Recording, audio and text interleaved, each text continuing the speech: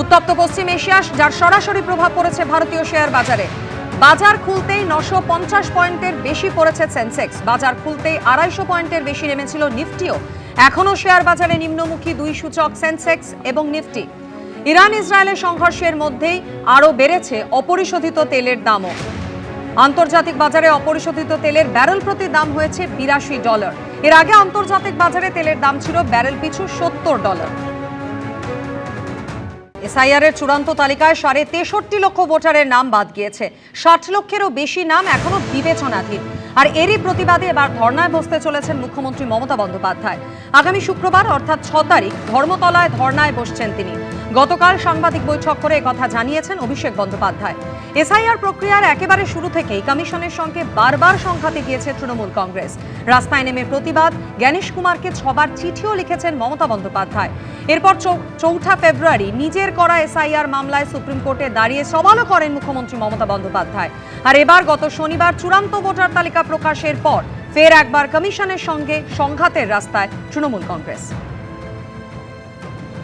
6 তারিখ মেট্রো চ্যানেলে মমতা বন্দ্যোপাধ্যায় নিজে এই নিয়ে প্রতিবাদ কর্মসূচি নিয়েছে। তিনি অবস্থান বিক্ষোভ এবং ধর্নায় দুপুর 2টো থেকে নিজে বসবেন।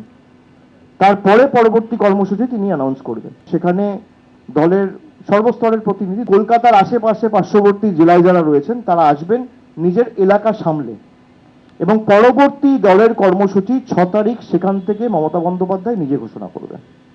এর আগে এসআইআর এর প্রতিবাদে ধর্নায় বসার হুঁশিয়ারি দিয়েছিলেন খোদ মুখ্যমন্ত্রী মমতা বন্দ্যোপাধ্যায়।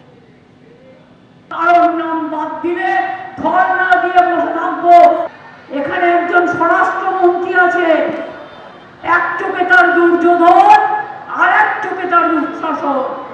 এসআইআর কোনো মতেই আটকানো যাচ্ছে না, এটা বুঝে মরিয়া হয়ে একটা কিছু করতে চাইছেন মুখ্যমন্ত্রী, কটাক্ষ করেছেন বিজেপি নেতা রাহুল সিনহা।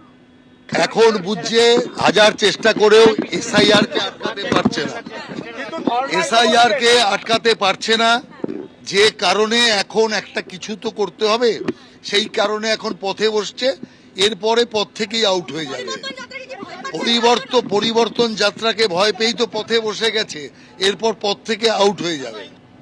তৃণমূল ভবনে সাংবাদিক বৈঠক করে মমতা বন্দ্যোপাধ্যায়ের কর্মসূচি ঘোষণা করার পাশাপাশি অভিষেক বন্দ্যোপাধ্যায় কড়া ভাষায় নির্বাচন কমিশনকেও আক্রমণ করেন। পাল্টা জবাব এসেছে বিজেপির তরফে।